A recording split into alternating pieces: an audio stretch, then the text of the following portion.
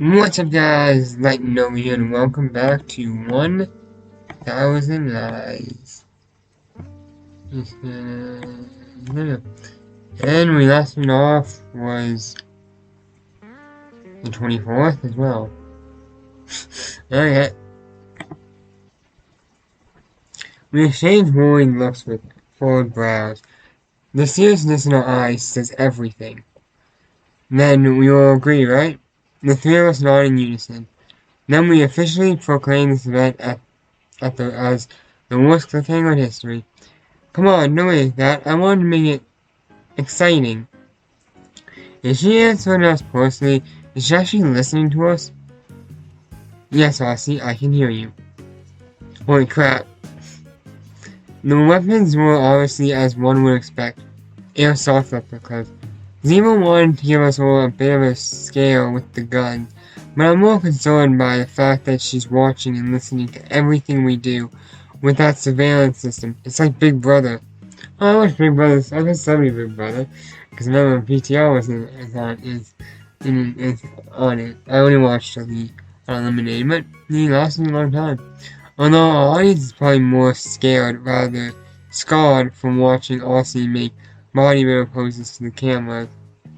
What Ziva says, what we're going to play is a survivor type game where I have to defend ourselves with these replica firearms and work together as a team. But isn't something off? Why are there two guns for 3 people?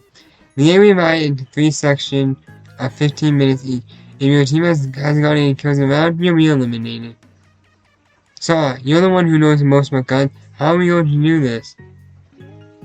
All I've learned is from movies and video games. Don't think too highly of me. The shotgun is an M3 and the submachine gun is a P90. We're lucky because both of them are useful indoors, especially the shotgun. Although the P90 silencer can come in handy and conceal our position if there's enough background noise. To shoot, you first need to unlock the safety and put it into either automatic or semi-automatic mode. If you put the trigger down halfway in automatic mode, it'll shoot semi-automatically and... Got it. Now that you've shown us your power level, can you get to the point? You're lucky that I'm giving you the shotgun, and because Dins is falling asleep. I explained to Aussie how to reload and prepare the weapon. Now you're gonna have to pull the trigger too? Jesus Christ, are you right, sir? We're not by yourself, I swear. What was that noise? What's Sar doing on the floor? Why is he coughing up blood? You can consider yourself dead and out of the game once you've been shot. The security camera help us monitor that nobody's cheating. As some of you have probably already noticed, those weapons aren't lethal. Still, the heads will hurt a lot, so please wear the security glasses that you'll find inside each of the briefcases at all moments. And don't worry, Edwin, the game doesn't start until I get there, so you're still in the game. That only works if he's still alive. Say something, Pano. It doesn't. I can see it. I'm enacting the golfer once again. Now he's hallucinating. You weren't even bomb until after it had ended. Each school will receive points based on the amount of players from each school who will survive to the end.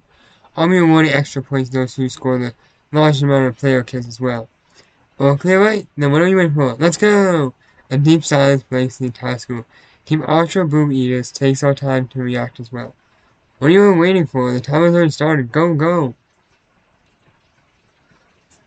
Ah!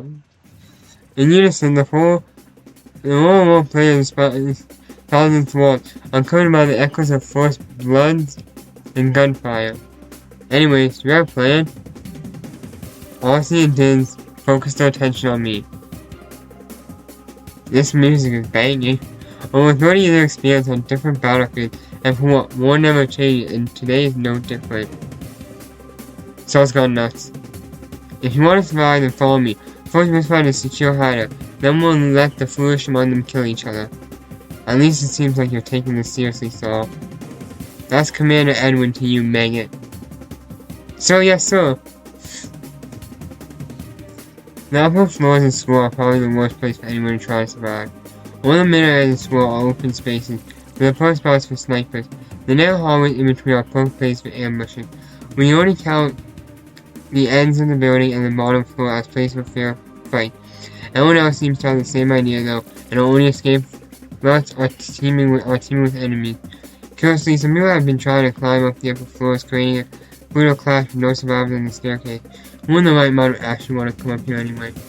We try to apply pressure to our enemies to create an escape route, but the powerful cover fire flying around fences from advancing, and we are forced to pull back. Our efforts were all for nothing. Our largest success is when we managed to snatch a couple of guns from two enemies who were killed after an insane kamikaze attack. Now, with 3 of us from Team Archery are on, our ammo is still thin.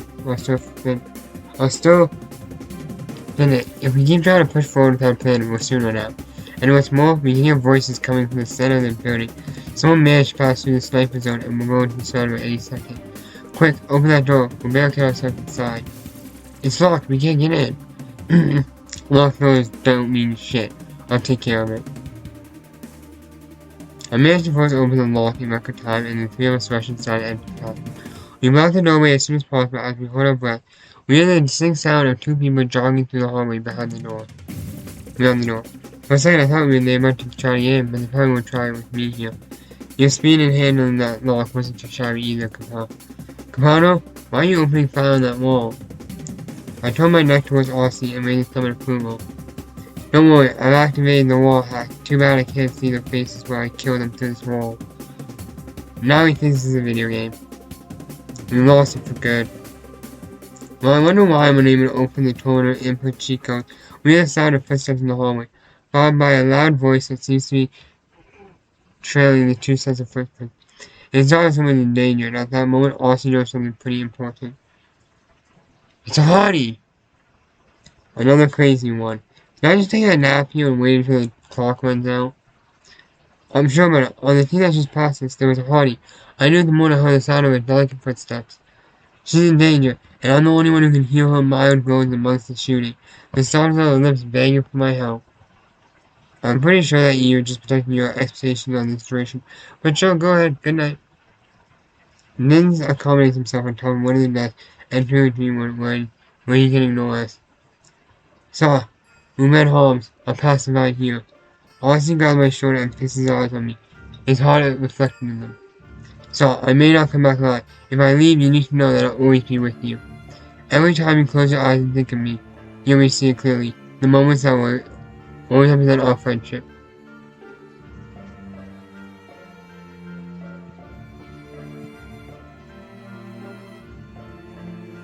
Honestly, if anyone can translate this, please post in the comments below, because I cannot. I have no idea if this is actual language or gibberish. But if anyone can translate this, post in the comments below. Thank you so much. Because I have no idea what this is even saying. It's supposed to say anything. Those memories don't really represent our friendship. They were even in the original version. How was that language? Yeah, if that was that language, and if you know it, please someone translate it. Anyone knows. If you know anyone who also knows how to translate the translation, then please ask if they translate it, because I'd like to know.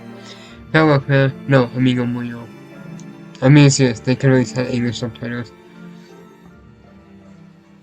Slamming the door behind me, Austin runs out with a shotgun against the sword. He takes solid shots with a composed face. He stops not too far away and he raises his voice, the sound filled with passion. Well, what do we have here? Has nobody ever taught you how to treat a lady? On the other side of the hallway, you can see the mangled bodies of other players. Behind him on a pillar next to him, someone's covering their head with an arm and intensely shaking. The reason behind it is a large man with a machine gun in his hand. After Austin's mockery, he turns around, gritting his teeth and mumbling. I'm sorry, but the bully ends here. I won't die with this lady in distress. The man looks angry and tired of Austin's battling. He prepares his gun and starts shooting. It's useless. Austin avoids the hail of bullets with ease. The moves are elegant, and the projectiles fly past him effortlessly, as if you could somehow see them in slow motion. His enemy are lost for words, unable to react at all once the magazine is empty. It would be impossible to dodge the large burst of bullets in the narrow hallway. Austin stands in front of his confused adversary, looking at him through the corner of his eye. He aims the barrel of his shotgun at his opponent's stomach, and then whispers some explanation. How did I do it? Simple. It was the power of love. Austin is in the common meaning. Sounds like later his chunky rival collapsed into a heap on the floor, both his body and mind shattered. Austin is his gun behind. He won't need it anymore. He crouched next to the person hiding behind the pillar. They've seen everything. Are you alright? Can you stand up? Don't worry, it's all over now. Parting their hands from their face, they revealed their delicate, tender face, accompanied by their short hair and sight. It was as if they could break at any moment. Austin's heart beat accelerated from being possessed such beauty. Every man has always dreamed of having such a great house. Now, after so many years shooting under his belt, it's finally Austin's turn. My name is Austin Onward. It's a pleasure to meet you. Tell me, what's your name? Austin opens his hand up, a pleasant smile plastered on his face. My name is James. Not Jennifer? Of course not, I'm a dude. Austin been shaking on his stand and feeling stronger than he had dropped moments earlier. First, he couldn't guess anyone's age and not ages either. It doesn't make any sense that you guys could qualify. First, attractive woman standards as well, there should be a God capable of such a creation. And now his life ceased to have meaning. He basically shot him. Back in the classroom, Denz and I managed to get Austin's last shot rolling out. I already warned him, some people really are bright. I lowered my head, lost and thought I would say anything to Denz. I'm sorry, he was a friend after all. I should have been more careful with my warning. I can't help but be warned. I've been thinking, and what if that flashback actually was the original version and we're being dubbed over right now without realizing it? What the hell are you even talking about? The first 15-minute section comes to an end. Zima announces the teams that have been eliminated for knocking any killers through the PA system. Shorty mentions a couple of names, and we all included them. Luckily, Austin managed to get a kill earlier, so we can keep on going if there's any value in that. Without much interest in the current level, Denz and I languish inside the classroom. For a few minutes, we're unable to break the uncomfortable silence the room even feels tense to an extent. It shouldn't be like this since Denz seems to be asleep, or at least it's what I thought until he starts talking, breathing in silence. I thought you would have noticed by now. He doesn't open his eyes as he rests atop several chairs, only inches away from me. For a second, I think to myself that he's sleep-talking. For an entire year, you've been coming here every day, and you didn't even realize that this is your classroom. His words seem incomprehensible to me at first, but when I take a look around, I realize that Denz is absolutely right. I noticed I don't even study here, but you didn't. You shouldn't stop trying so hard, you know. Although I must admit that I know all about your recent escapades, thanks to a certain noisy someone. I guess that's how I recognize class so quickly. Denz raises his finger index as he says it, then slowly drops his arm. What follows his action is a short silence that I can't answer to. I know quite a bit about your class clown antics, you know. I thought say that anyone around you went along with. Everyone does it anyway. It's just how do I put it? If your right leg starts to hurt, then you should say so, you know. I'm paralyzed when I hear him mention my right leg. I'm gonna nod with a touch of nostalgia. Somehow or another, he managed to notice my action even despite having been asleep. Denz finally sits up. He stretches his arms out and waits for his mind to depart from his nap. That's when we slept in the first place. I didn't want to say anything in case it bothered you, but I was going to win the prize. It's pretty good. Right now, we're sitting here doing nothing. I was starting to get suspicious about why you weren't trying to leave this room. First of all, I don't even know what the prize is. Second, if you're so eager, you can up and leave at Austin did. By all means, don't let me hold you back. I'm still here because I want to follow your plan like usual. You're a leader after all, right? I'm thinking on my phone inside. I guess I'll have to get my act together. Don't complain later on if you can't keep up with me. Bank information exchange. What's the damn prize? Oh yeah, I haven't told you yet. The prize is? In a flash, it thousands of seconds so quickly that I can't react in time. The barricades door is blown away and fell one hit. A torrent of chairs and dust is created around it. Lowest seen is eclipsed by the outline of a man as he passes the doorway, seeming too low for his height. He wears the clothes of what appears to be a grade schooler. Short shorts and a shirt that's extremely tight on his excessive figure. On his back, he has back hair with a modern cartoon motif, like the ones you see on TV nowadays. In his right hand, he carries a huge minigun that appears to be light, despite being the type of firearm that you don't expect to find attached to military chopper. In his left hand, there's a recorder. He might have had us talking, or maybe he's a messenger of my correspondence, but nothing's here. It's the body bastard! As my suddenly activated voiceover switch, I noticed a red sparkle gleam in the eyes of that huge man before he shoots at me. He is a robot from the future that wants to kill me, or what? How does he always manage to appear the worst of time? Denz and I lay down at the table on the barrier, and together we take cover behind them. This way we can buy some time as we discuss our plan. Ignore the sound of the projectile hitting the table. A little bit too hard to be a grace hero, don't you think? This is your fault. Why just let him sign up It's a pretty convincing costume if you don't pay too attention. He has a coat and everything. That makes him stand out even more. Why didn't we record into a survival game? The minigun engine stops rotating and the tail noise in makes sense. Then they look at each other present. Without saying another word, we tried to begin with a wooden blockade. Iron put one of his hands up to his pocket and put a round object of two of his fingers. Throwing them before hitting with a recorder like a home run. Whenever it falls next to us. Oh yeah, see, he wanted back a grenade. That's funny. Son of a. So we managed to leave away in time and take cover before the grenade exploded. The precarious state of the classroom played in our favor. There were a lot of places for us to hide. In that moment, taking advantage of the time it takes for him to start shooting again, my teammate and I nodded each other, convinced that we wouldn't have another shot. We counted it. We ran up from a hiding place, ready our weapons, and then started an all-out assault against a target that we couldn't possibly miss. We started with fire afterward. We're not confident in our victory. Once the smoke clears up, does he have a health ball? Me and Bear start running with it. Fuck has another burst projectile. And if that wasn't enough, when I tried to put a trigger on my submachine, it basically said, I'm out of ammo. This is the type of moment where I usually would have been able to do anything. Every idea pops on my mind, and I can't feel it on this before. Without them, I'm gonna look around me calmly. Check his close and relax me eyes in the present moment. My mind should be immersed in chaos right now. Yet I'm having a loose moment like no I had in the past 7 years. I'd got off me. Number 3.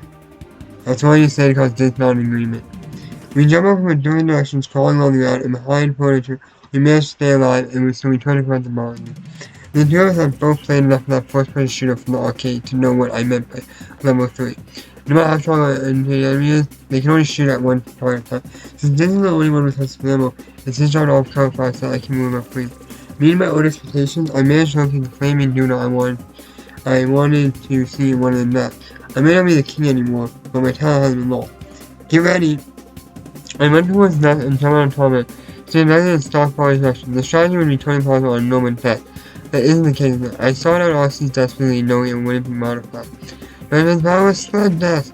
I tried straight into the giant before he had his chance to react.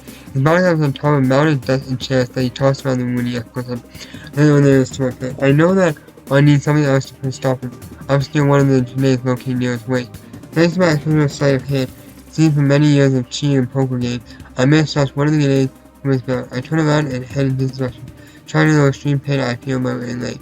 The grenade fired across the room and over my head until it finally crossed back to the body's chest.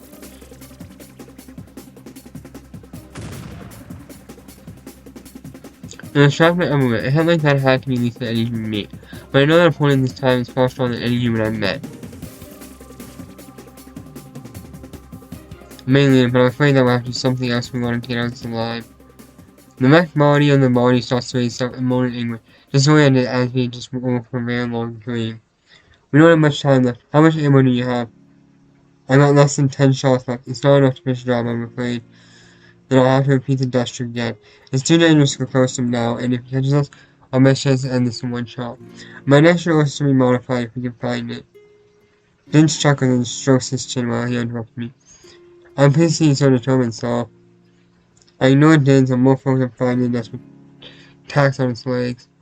Yes, is that one. I noticed earlier when I tried to track the big guy. You want to comment? I can push you. I saw that you're in the best condition to do it by yourself, am I right? I know he's talking about my leg, but I'm not to say anything. I'm going to rest and ensure that's mine. I'm going to get on it, but wait until the body stays up. I need a good push. You know, sometimes I wonder if Larry truly got what he wished for. I don't understand why I didn't suddenly brought that reference up. I'm looking at puzzled. I remember that Lawton was the protagonist of that myth he mentioned during one of the community meetings. A man creates a statue, falls in love with it, and then it comes to life as he wished. It's not like magic or gods actually exist. If that story had really happened, it'd be easy to believe that it was thanks to the king's situation that he managed to make his dream come true.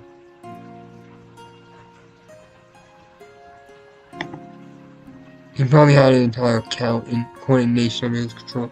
It'd be fairly simple for him to find someone that looked similar to the statue and accept that at his level, right? But the story represents generations he calls the one where love creates a miracle. Happy ending without less lies, no matter how meaning there might have been. After all, he will forever be remembered as romantic. The fact already confirms that his subjects probably loved him a lot, since they remembered him in such a pleasant way. That's why I believe that it truly was a happy ending, and that it wasn't all a white lie. If there is this bad moment shot, reflecting on a moment's story is pretty obvious that things picked the very worst of them all. They smile at me that I don't know how to respond to. Meanwhile, the huge beast that I could barely knock down earlier finally rises up once again. I'm gonna stop here, guys. So if you enjoyed this video, be sure to click that.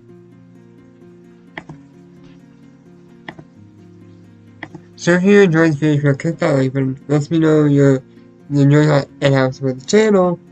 And I'll see you guys in the next video. Thank you so much for watching. Bye guys.